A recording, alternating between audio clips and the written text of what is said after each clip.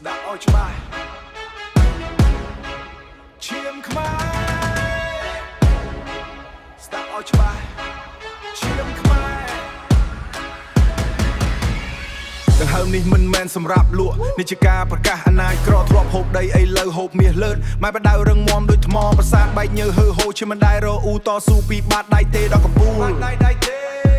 បាតដៃទូទេពូអបង្អាប់អីលើវារកផ្លូវចោះ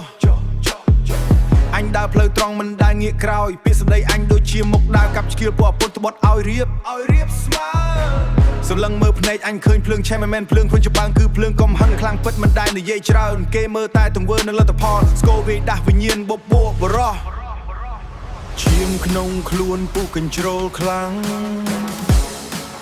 ពុះកញ្ជ្រោលត្រៀមខ្លួនទទួលព្យុះសង្រាមេនភាពខ្មែរហើយផ្អើលអស់នគរអញគឺជាស្ដេចនៃចង្វាក់ភ្លេងក្រមាពណ៌រឹងដូចដែកថែបមុខភាពខ្មែរហូរក្នុងសរសៃឈាមអ្នកចម្បាំងឧបសគ្គរីរាំងជន់ឈ្លីចោលអ្នកណាខ្លាំងពិតបង្ហាញមុខមក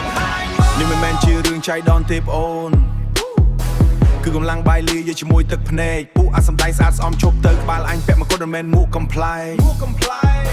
កុំមកវាហកកម្ពស់ជាមួយភ្នំកុំមកវាធ្វើចម្រៃជាមួយទន្លេមេគង្គអញដើរលើផ្លូវដែលគេមិនហ៊ានដើរ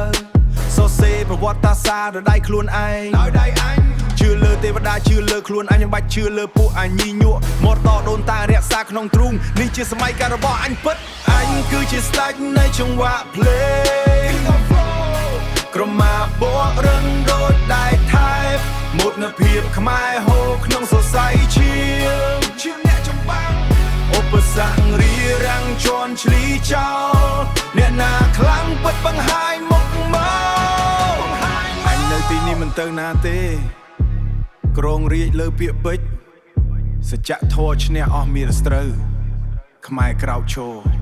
ខ្មែរខ្លាំង Yeah